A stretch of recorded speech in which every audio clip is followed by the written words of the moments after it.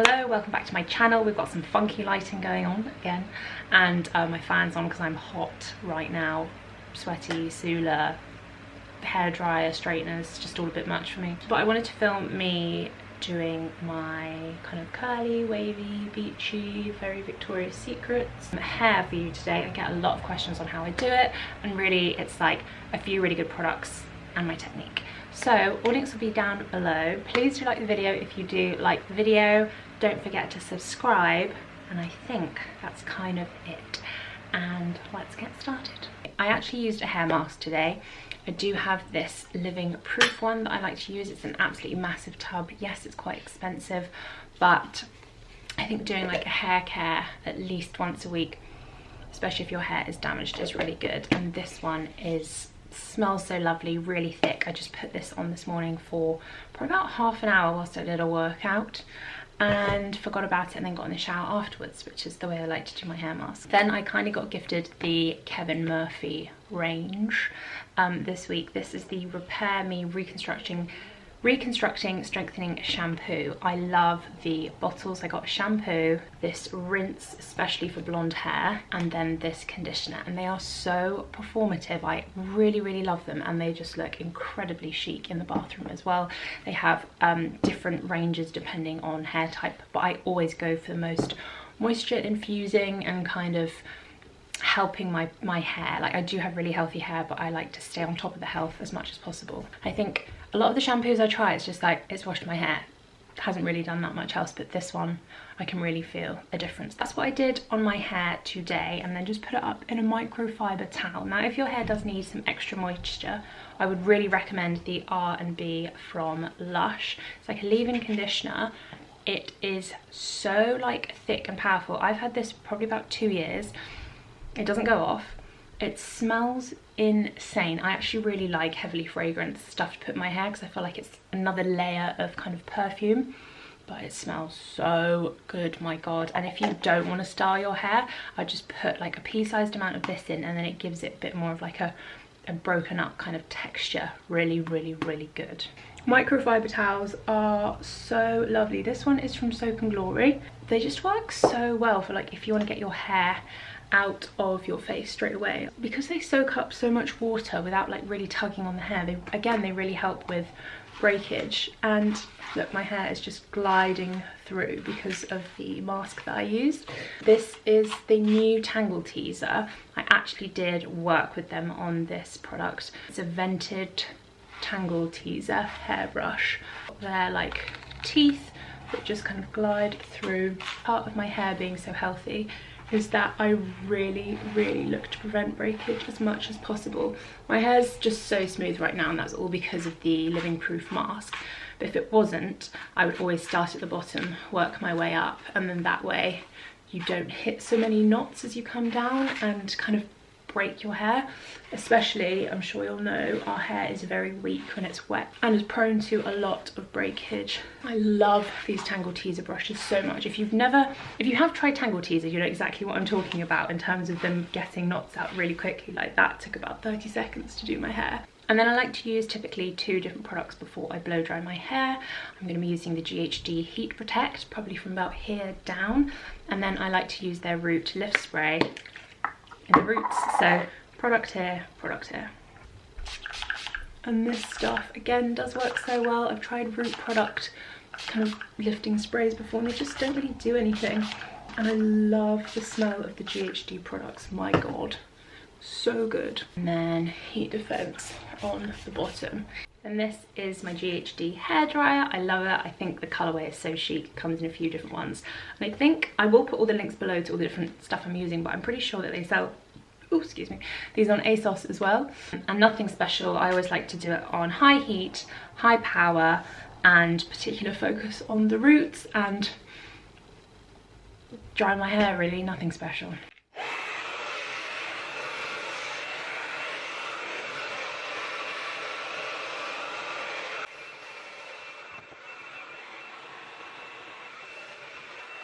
I do make sure that all the moisture is out of it so that the style does hold for as long as possible. But I mean, look at the root lift already. It's definitely a mixture of like high heat, the brush, and the root lift spray for sure. Just giving it like a lot of volume, which is important for me because I have such a big face. And now I'm going to use these clips. I normally just get them off like Amazon, and I like to start with the underside of my hair first. Just to twizzle it up to keep it out of the way. How dark my roots are because of lockdown. I'm thinking of actually keeping the dark roots and then trying to get them to blend the blonde, so I have like more of a balayage look rather than pure blonde. What do you think? I'm going to use GHDs today. GHDs are just my favourite hairstyling tool ever. I've used them since I was probably about 12 or 13, so that's like 15 years now, and I think this is my third pair ever. So they are expensive. They are on ASOS, and they're often, I think they actually have a sale on GHDs at the moment, but I'll put more information about that below. These are the pink ones. They're limited edition. I don't think they have them anymore, but I will double check. And they're just so good in terms of maximum heat. So easy to use in my opinion, and because you can straighten or curl your hair with them, it means that I just take this away, particularly when traveling, and I know that I can get all the styles I want just out of one tool. So I'm going to start on the underside, and it's really tricky to explain how to do curls. I'll just do a few now. I think the best thing to do is just watch and practice. I like my curls to go away from my face, and then I push my wrist out, and then I turn the GHD as I go, because you want your hair to be wrapped around this barrel. There we go with the lighting. And then pull down, leave at the bottom, and then just glide through. Honestly, like once you get it, it's so easy. It's like riding a bike, and I just zone out when I do my hair, and it takes me like 15 minutes. I've got my hand on top, push out, I flip the hair over. That's when I bring in my left hand to just help guide the hair through. I might just put the fan on because I'm sweating balls over here. And I like to run my fingers through my hair as I go as well, just to break up the curls, but it's not essential. So on this side, this is my right side, I'm actually using my left hand because I want them to turn away. So if I was using my right hand, I'd be going like this, and it'd be curling the hair in towards my face. So that's why I'm switching to my left hand. So using my left hand, I can go outwards like this.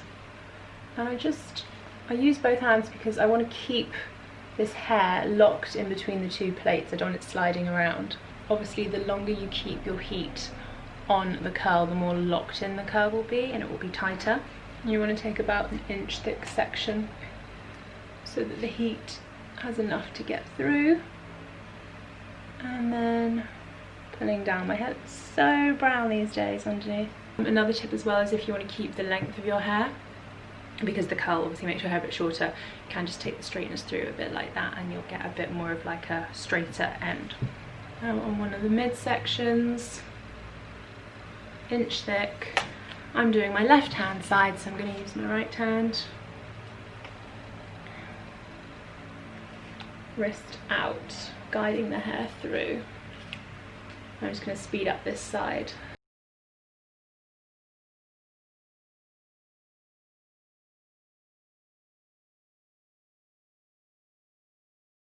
So that's what that side looks like, left side and the right side. And then I'm just going to pick apart the hair, looking for any bits that maybe need curling a bit more.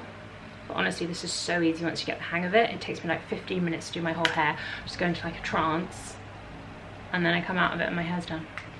Okay, so I'm going to split it where my parting is, and I'm going to concentrate on my left side first. Remember, this part is framing your face, so it is actually really important. Oh my god, look at those roots.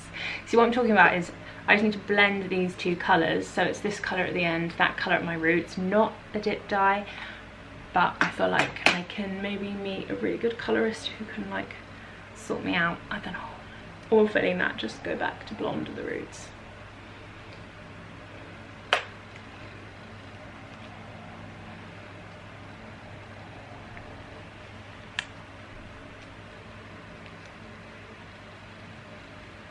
If you wanted to have thinner pieces passing through the styler at this point is a good idea, because you can just have a little bit more control and take a bit more time. Try not to keep the styler on the hair for any one point. Try and keep it always moving, because that's when you get those kind of telltale styler lines. I tend to curl mine around cheekbone level, I would say. Actually do the kind of flip. This is the most important piece, I would say.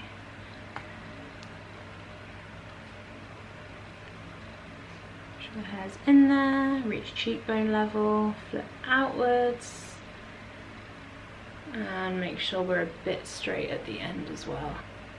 And I'm just going to go fast forward through this next bit as well.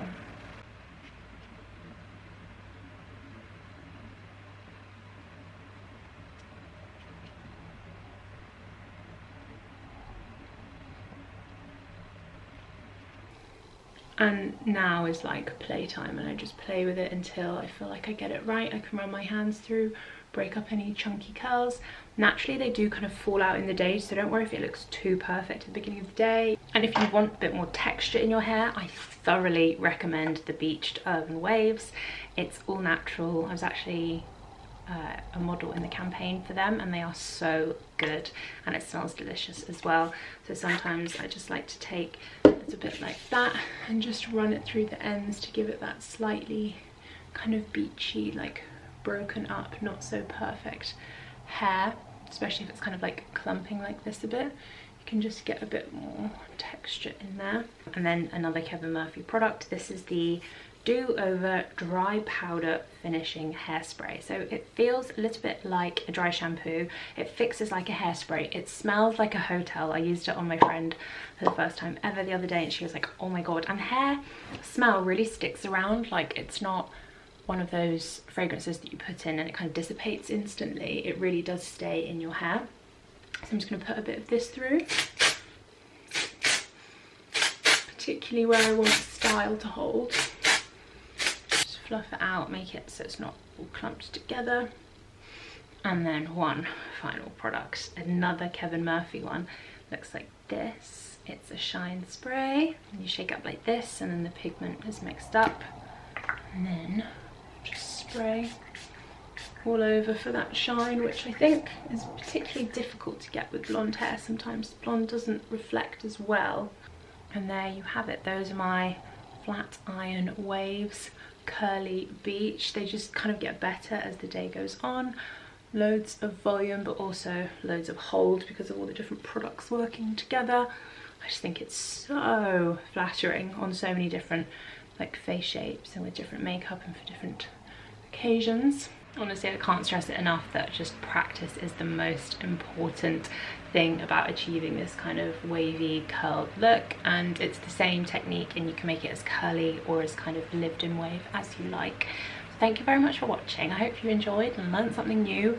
Trust me, practice, and I shall see you in the next video.